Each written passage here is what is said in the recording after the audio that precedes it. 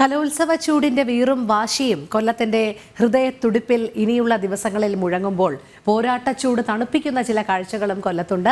കലോത്സവ തിരക്കിനിടയിൽ കടപ്പാക്കടയിലെ രവികുമാർ ചേട്ടന്റെ കട വരെ നമുക്കൊന്ന് പോയി വരാം. കൊല്ലം കാഴ്ചകളുമായി മിഥുൻ മുരളി തയ്യാറാക്കിയ റിപ്പോർട്ടിലേക്ക്. കൊല്ലം കലോത്സവ ചൂടിൽ അരങ്ങ് തകർക്കുമ്പോൾ കലാമത്സരത്തിന്റെയും കാലാവസ്ഥയുടെയും ചൂടകറ്റാൻ പറ്റിയ ഒരിടം കൊല്ലത്തുണ്ട്. കടപ്പാക്കടയിലെ രവികുമാർ ചേട്ടന്റെ ഷെയ്ക്ക് കടയാണത്. ഇതിപ്പോൾ ചില പ്രത്യേകതകളൊക്കെയുണ്ട്. 10 രൂപ മാത്രമേ ഉള്ളൂ ഷെയ്ക്കിന് എന്നുള്ളത് മാത്രമല്ല, രുചിവൈഭവം കൊണ്ടും കൃത്യമായ ചേരുവകൾ കൊണ്ടൊക്കെ നാവിൽ രുചി കൂറുന്ന തരത്തിലാണ് ചേട്ടൻ്റെ ഷെയ്ക്ക് നിർമ്മാണം. ഇനി 10 രൂപയുടെ ഷെയ്ക്ക് അല്ല, കുറച്ച് കൂടുതൽ അളവ് ആവശ്യമുണ്ട് എന്നുണ്ടെങ്കിൽ 20 രൂപയ്ക്കും ഷെയ്ക്ക് കിട്ടും.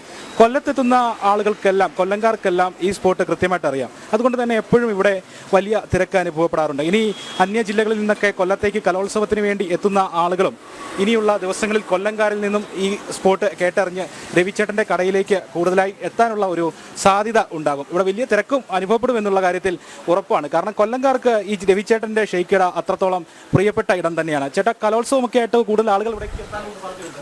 തീർച്ചയായിട്ടും, അല്ലെങ്കിലും ആൾ കൂടുതലാണ്, നമുക്ക് മെയിൻറ്റെയിൻ ചെയ്യാൻ പറ്റത്തില്ല. വരുന്നവരൊക്കെ ചേട്ടനെ സജസ്റ്റ്, ഞങ്ങൾ തന്നെ ഒരുപാട് ആളുകളോട് സജസ്റ്റ് ചെയ്തിട്ടുണ്ട്. അപ്പോൾ വരാനുള്ള ഒരു സാധ്യത കാണുന്നുണ്ട്. അപ്പോൾ എങ്ങനെയാണ് മുന്നൊരുക്കമൊക്കെ? അല്ല, നമ്മൾ മുന്നെടുപ്പ് എന്ന് പറയാൻ നമുക്ക് ഇതിനകത്തൊരു ലിമിറ്റ് ചെയ്യാൻ പറ്റത്തില്ല, കൂടുതൽ ചെയ്യാൻ പറ്റത്തില്ല. ആ ഒരു ലിമിറ്റിൽ തന്നെ പോകും. അത് എപ്പോൾ തീരുന്നു അപ്പോൾ ക്ലോസ് ആവും. ആളുകൾ വരാൻ തുടങ്ങി. കലോത്സവം ആയതുകൊണ്ട് കൂടുതൽ ആളുകൾ എത്തിത്തുടങ്ങിയോ? എന്താ സാറേ? കൂടുതൽ ആളുകൾ എത്തിത്തുടങ്ങിയോ കലോത്സവം ആയതുകൊണ്ട് കടയിലേക്ക്?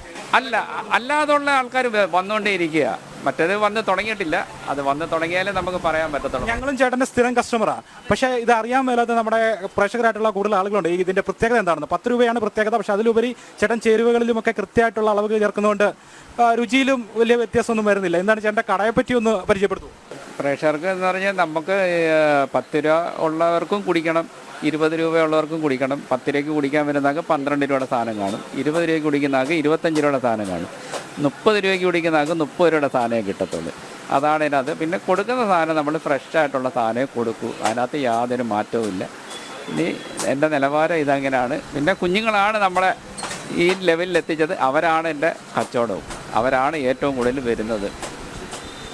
അതാണ് എൻ്റെ കച്ചവടത്തിൻ്റെ ഒരു രീതി. ഇത്രയാണ് പറയാനുള്ളത്. ഇനിയിപ്പോൾ ഈ കടയിൽ നിന്നും 1ഉം 2ഉം ഗ്ലാസ്സൊക്കെ ഷെയ്ക്ക് കഴിച്ച് അതിൻ്റെ രുചി അറിഞ്ഞിട്ട് ഞങ്ങളും ഇവിടുന്ന് പോകുള്ളൂ. വലിയ ചൂടാണ് പുറത്ത്, നല്ല ചൂടാണ്. വരും ദിവസങ്ങളിലും കലോത്സവത്തിൻ്റെ ചൂട് അവിടെ ആശ്രമം മൈതാനത്തും പരിസര പ്രദേശങ്ങളിലുമൊക്കെ അനുഭവപ്പെടുന്നത് പോലെ തന്നെ ഈ കടയിലും ആ ചൂട് അകറ്റാൻ വേണ്ടി, തണുപ്പ് ശരീരത്തിന് തണുപ്പാകാൻ വേണ്ടിയൊക്കെ കൂടുതൽ ആളുകളേക്ക് ഇവിടേക്ക് എത്തും.